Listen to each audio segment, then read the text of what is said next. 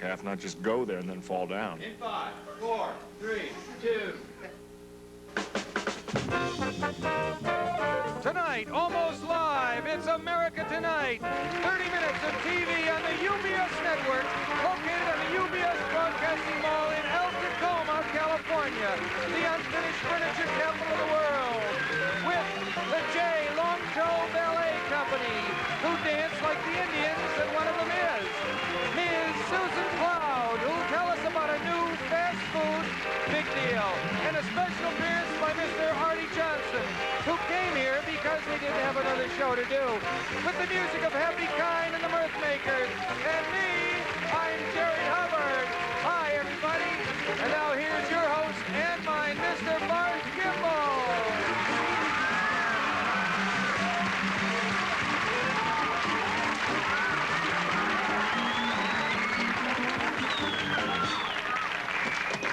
Thank you, Happy. Thank you, Jerry.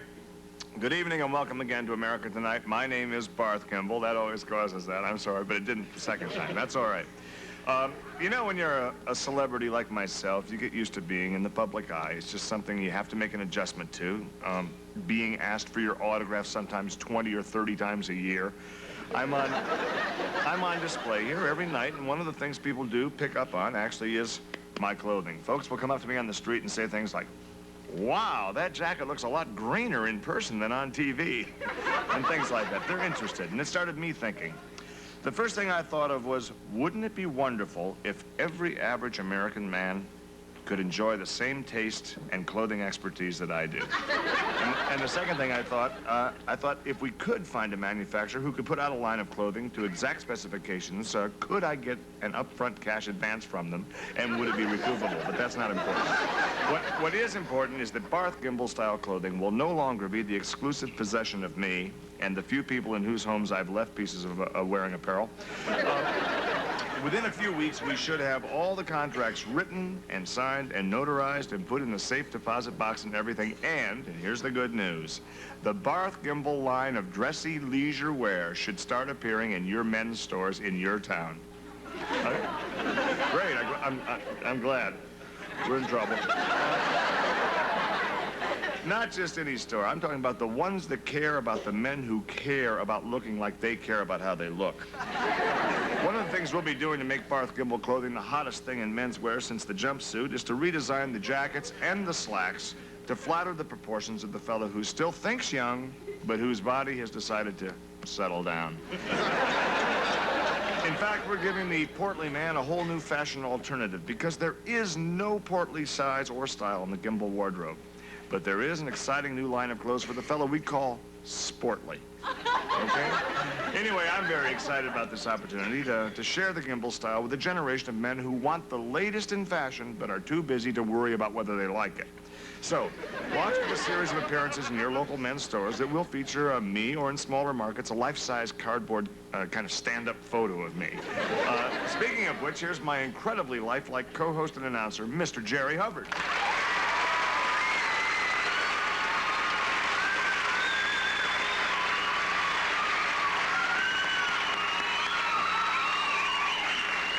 I must say, if this works out really well, we should have a Jerry Hubbard line of clothes, too, because you're a pretty sharp dresser yourself. Hey, well, thank you very much. You know, and appearances really count, no matter what they say. Now, you know something? It's nice that you're thinking of the portly person there, because a lot of people are a little overweight. And what I love to do when I know a friend who's a little overweight, and I'll say, you know, I lost 10 pounds, I lost 15 pounds. I like to walk around behind them and say, I think I just found them. It's kind of cruel, but it's fun. Once you're behind them, they just keep going, generally? A lot of times, yes. Just walking. Right. Well, actually, the portly figure, I think it's important, both of us. You know, a lot of people say, you know, when they say you're not getting older, you're getting better. You know, I just say I'm not getting older, I'm getting bigger. I think it's a nice way to look at it. It's an interesting point, one we might want to do a special on. Yes. That's for a mind a little sharper than mine, I'm afraid. One of those science things, maybe on the educational network. Yep. My first guest tonight is part American Indian and, of course, part ballet dancer. And His company will be performing their Indian folk dance ballet at the Tacoma Veterans Home this Friday night. And I understand tickets are still very, very available. Yes, indeed, they are. Apparently, they said if you come down now, you can have your choice of any place in the joint to sit. And that's good. Well, a lot of these people, I guess the walk-in trade will help out. Anyway, the ballet is called the Buffalo Cracker Suite. And tonight we'll be helping to narrate the dance's story for those of you who can't read the feet. Apparently, they tell the whole story like the hula does the hands. Yeah. So here's the J. Longtoe Ballet Company with the Buffalo Cracker Suite, or the first meeting of the Indian and European man. All right.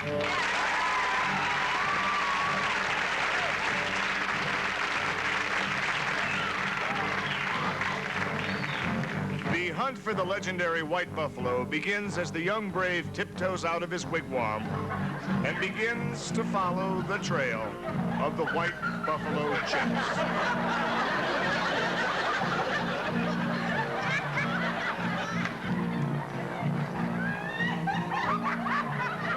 His bow and arrow quiver with anticipation, for if he can bring back the skin of the white buffalo, he will be chief and will be entitled to marry the most desirable loincloth in the tribe, Princess Loving Fox.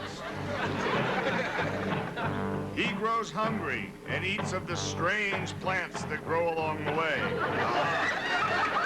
Suddenly, his moccasins become very amusing.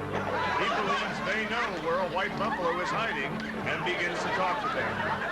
He is angered when his moccasins do not answer, so he kicks them off and they run away. There they go, being kicked. Now he chases his shoes, which lead him to the cave of the white buffalo. There he goes in the cave. Right? He shoots the white buffalo, apologizes to his moccasins, and he becomes chief of the tribe and father to many little long toes.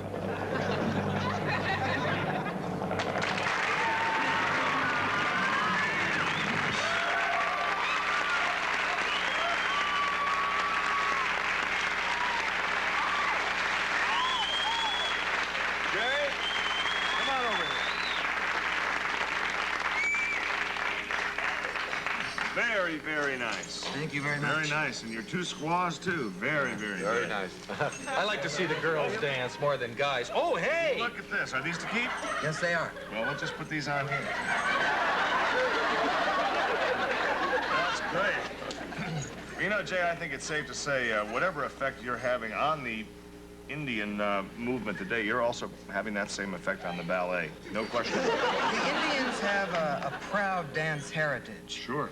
They dance for rain, they dance for harvest, they dance for war, they dance for happiness, they dance for sadness. So I'm glad I have a little moccasin in my toe shoes. We'll be right back after these messages. Don't go.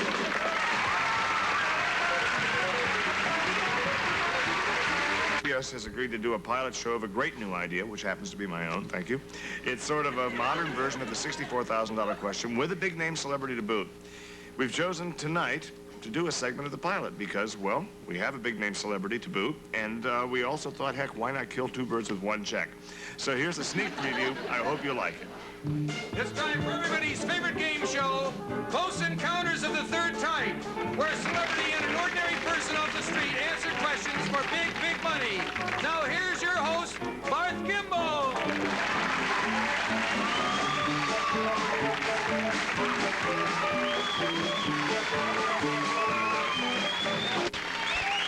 Thank you very much. Thank you. All right, now I wouldn't be the host because I'm much too busy, but for now, I'm already established as a nighttime host, so daytime would be a little bit too demeaning for me, but pretend, okay? However, Jerry might be a perfect host. All right, we'll talk later about that. Anyway, okay, tell him how to play the game, Jerry. In comes Jerry. See, this is just a demo. So. I was just looking for the... Jerry. Oh, here you are. Well, the game is fairly... Jerry, can't hear a word. What? Can't hear with your helmet on. I can't hear with this helmet down. Jerry, What? tell him how to play the game. Oh, the game is fairly simple. We ask you questions. If you answer them, you win money. Back to you, Bart. All right, there it is. Couldn't be simpler. And thank you, Jerry. Now, can you introduce our first contestant? Jerry? Jerry, can you introduce our first contestant here? Can you introduce our first contestant? Right. Okay, our first contestant is Miss, an Tacoma house housewife, Mrs. Hildegard Dunlop.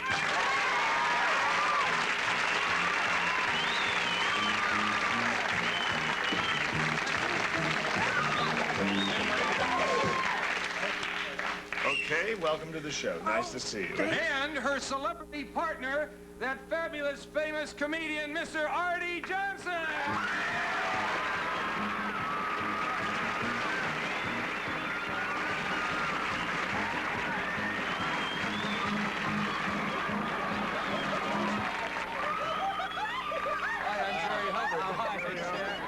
Now, let's go down with our game there. As you know, there are 3 close encounters. I have those right here.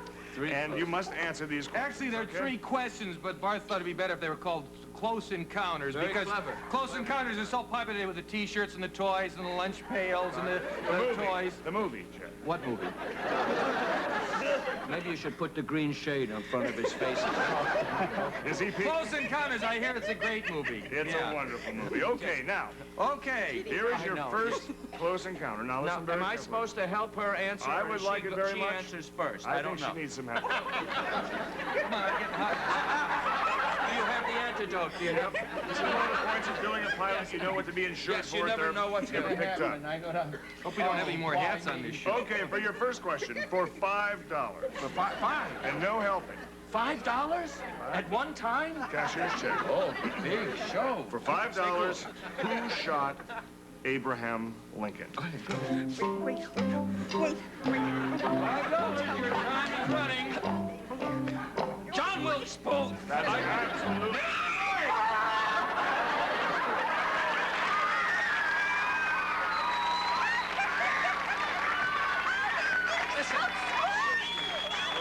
It's a good thing Wait a while. Can I give her the $5 and you let me go home? I love it when they Go kid further? like that. I don't think I could stand a $10 hug. All right, it's too easy anyway. The answer was Grant. I think anybody would have known that. Jerry, nice question. It's a good thing they didn't ask. Harry Grant? It Which was Grant? Who's buried, and Jerry wrote it. Okay. It's a good thing you didn't ask where Lincoln was shot, because a lot of people think he was shot in a temple. Actually, it was a theater. That's a joke. Okay, well, You could use that if you were still on laughing. Yeah. don't worry about this. We can get much better. Okay, have to go to did we give him the series. 15? Yes, no, what We're happened? going to give them the 10, and we're going to go on to the big one here, number 3. This is Okay. our third encounter. Okay, we're not going to do the second encounter. We're going to Yeah. move right ahead to give you the $15, the $10 actually. And what you can do is you can either keep the 10 and the 5, a Yes. total of $15, $15. or you can go for the close encounter of the third type right here, which is worth $10,000. Oh,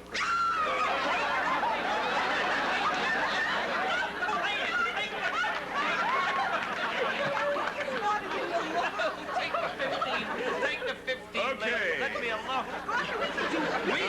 We've done well up to now, haven't we? All right, here's the part I think you're going to enjoy, they because going at this for it? point, they both are going to go in our isolation booth so that you can have your question answered perfectly. Now, here's our booth. An isolation booth? And you're both going to go in there. Okay, Jerry, you want to open This that is up? an isolation booth? Yep. Did anybody tell you it looks like a telephone booth? So you folks... Right this way. Now, there's a microphone Together in I there. go in with her. That's the way it works. Oh. No cheating now. This is great fun, huh? This is the part I loved it. Okay, now, Artie and Mrs. Dunlop, can you hear me? Can you hear me? Hello, can you hear me? Okay, I guess their mic isn't working yet, but that's just one of the bugs of doing the pilot. That's what it's for. Okay. I love it here where they say, can they hear me? Oh, what's going to happen to them? Well, not happening? Okay, audio, make a note of that. When we go to series, that should be fixed, okay? What's this for, Okay. 10,000? I'll tell you the question then. She tore my underwear. She shouldn't have been wearing it.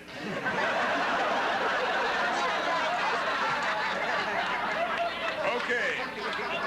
James K. Polk was Yeah? our 11th president of the United States. Yeah, For $10,000... that's right. No, that's not the question. No, there's more.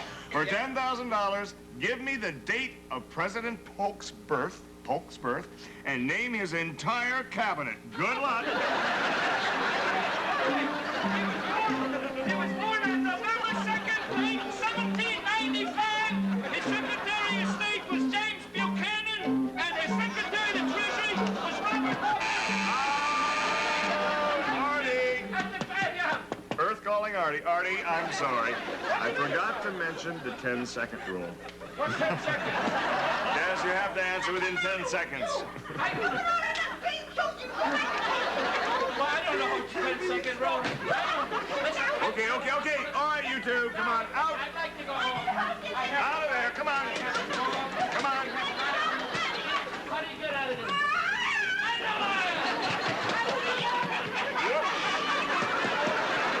Props, we got trouble right here, too. Okay, Hildegarde, or whatever, you seem to be stuck in there. That's unfortunate, but that's what pilots are for. We'll fix this thing by the time we go. I think they're both losers anyway, especially Artie in this case. But be sure to watch them if we ever go on the air. It should be an exciting show, and we'll be right back after these words.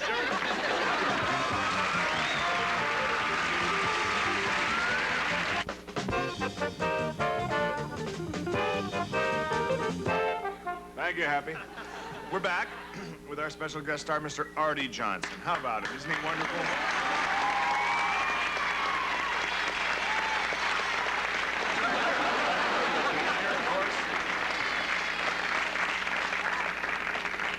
Very good sport, and he's here with his partner, of course. We had a little trouble with the door of their isolation booth, but we did get our maintenance department on the phone, and he said he'd be over here as soon as he gets dressed. So no problem. In the meantime, the last time our next guest was here, she was unemployed and looking for work. She didn't find any, so she created her own. Use the old head. Please welcome Miss Susan Cloud.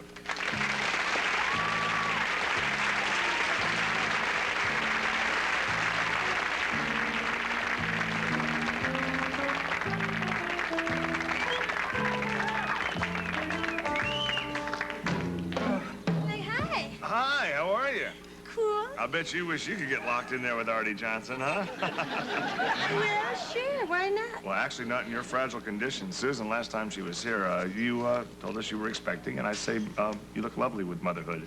Well, thanks, Barth, but it turns out I was just overreacting to the situation. It was like this cosmic pelvic over-exaggeration on behalf of my internal parts. I'm not pregnant at all. Yeah, it was just like these bad mushrooms, you know, and they can be little mothers themselves. Absolutely. But it was a bummer, I'll tell you. It scared the mung out of me. You have a new idea. You hope can bring in a few bucks on the side. Is that right? Well, I hope so, Barth, because, this was a primo flash. It's like a new organic fast food health food, and it's called a falafel on a stick. A waffle on a stick? Isn't that kind of sloppy when you get the syrup on it? Jerry, she's talking about a falafel. Oh, falafel! A falafel, of course. Now, probably a lot of people are wondering, what is a falafel? I'll, show you what I mean, because, words you can go on talking all day, but if you don't produce the thing, then skip it. Doesn't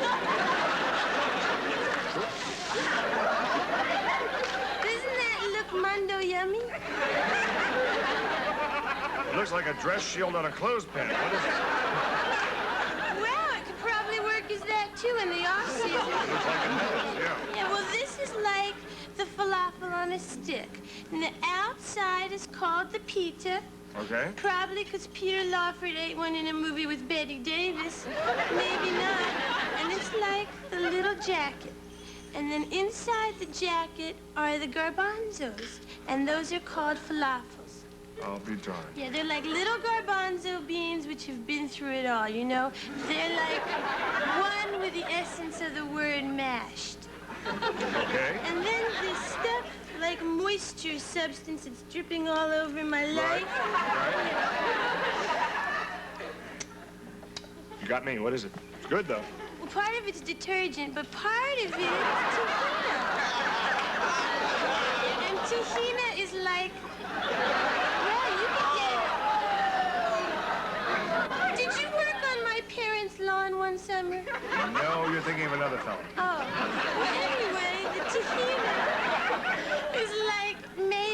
sesame seeds that are into being liquid. Listen, it sounds like you could be on the verge of some very major income here. I'd like to hear a little bit more about that. Either you could come back on the show next week, or maybe we have dinner tomorrow night, huh? That would be far out. I'd love to come back next week.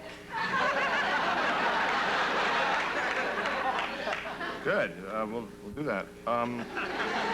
We'll be right back with more of Susan Cloud and our special guest star, Mr. Arte Johnsson, right after these words. Why not come back?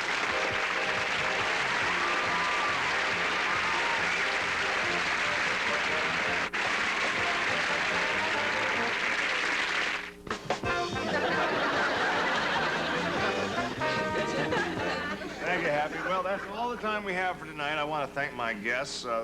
Lovely Susan Cloud. Best of luck with those things there. They still look disgusting. Thank you. And a special thank you to Arte Johnsson, who Booth was the right answer for one of the things earlier, but obviously the wrong answer for him today. He's locked in there, and we'll have him out of there in no time. Don't worry. Please make sure you watch Close Encounters of the Third Type when it goes on the air, and we'll have a lot of celebrity guests on that one, although probably not Arte Johnsson. That's it. Thank you and good night.